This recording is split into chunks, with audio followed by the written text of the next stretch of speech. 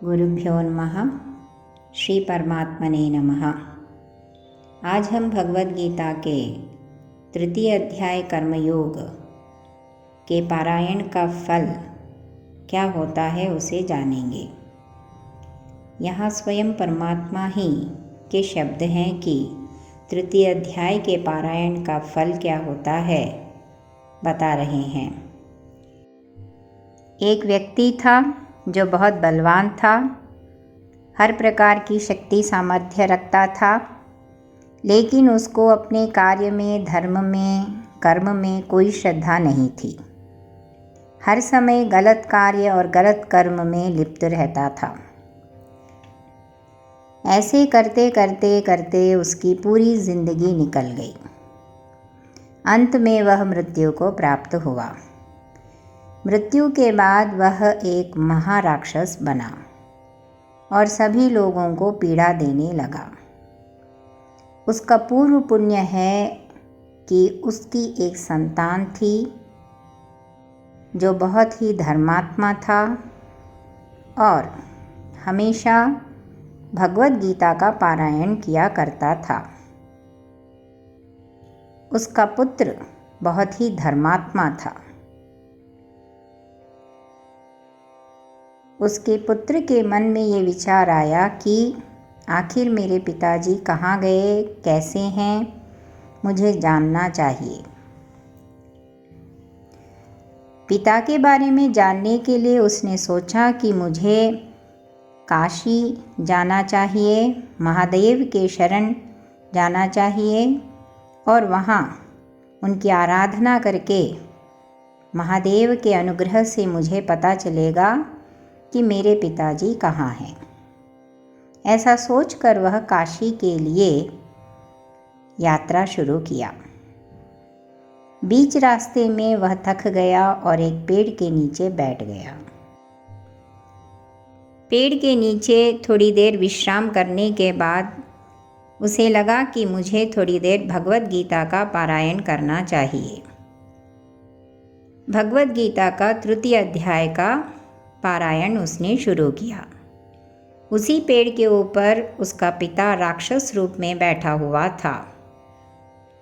जब भगवद गीता का तृतीय अध्याय का पारायण उसका पुत्र कर रहा था तो उसका पिता राक्षस रूप में ही बैठा हुआ उस पूरे तृतीय अध्याय के पाठ को उसने सुना।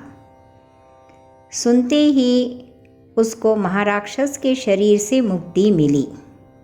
जब वह जीवित था उसने जो कार्य नहीं किया था, ना करने के कारण उसको जो राक्षस रूप मिला था, उस राक्षस रूप से उसको मुक्ति मिली तृतीय अध्याय के पारायण को सुनने के कारण।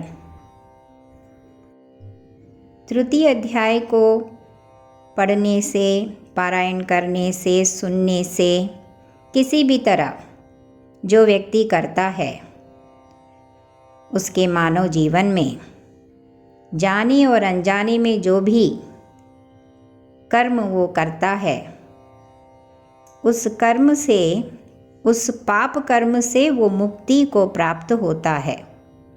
ये तृतीय अध्याय के पारायण को सुनने या करने की महिमा है। मानव के अंदर सामर्थ्य होते हुए भी अगर मानव अपने कर्म को, धर्म को, कार्य को नहीं करता है तो वह बड़ा पापी का भागी बनता है।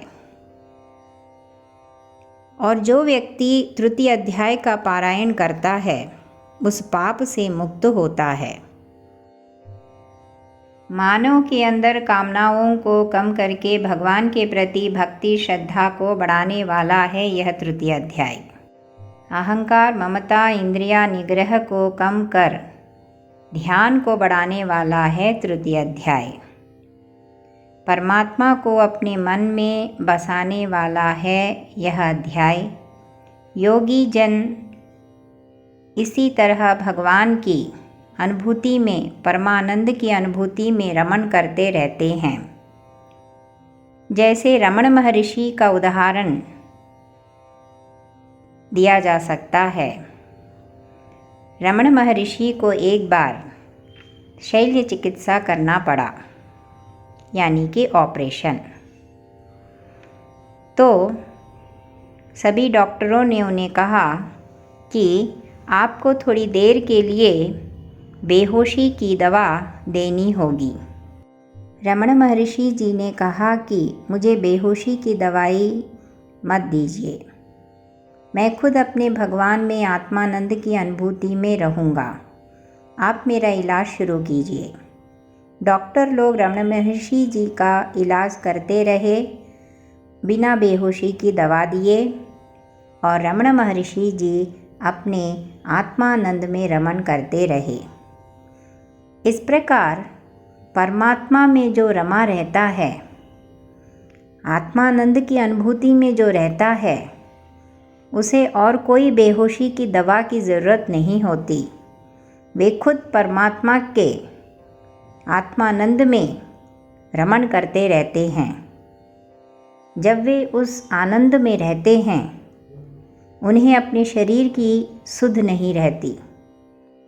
वे हर चीज़ को सह लेते हैं, क्योंकि वे केवल आत्मानंद की अनुभूति में रमण करते रहते हैं। अगर आत्मानंद की अनुभूति को प्राप्त करना है तो हमारे अंदर जो काम, क्रोध, मोह, माया दुश्मन हैं, इन्हें समाप्त करना होगा। भगवान की ही कृपा से ये हमारे अंदर ख़त्म होंगे। अपने कार्यों को अच्छी तरह से करने के लिए हमें भगवान की कृपा की ज़रूरत होती है। ये सभी भगवत गीता के तृतीय अध्याय से संभव होता है। तो तृतीय अध्याय का पारायण कीजिए, पढ़िए, सुनिए या करवाइए, जिससे हम सभी को भगवान की आत्मानंद की अनुभूति होगी और हम सब तर पाएंगे। जय श्री राधे श्याम की जय। जय जय श्री राधे।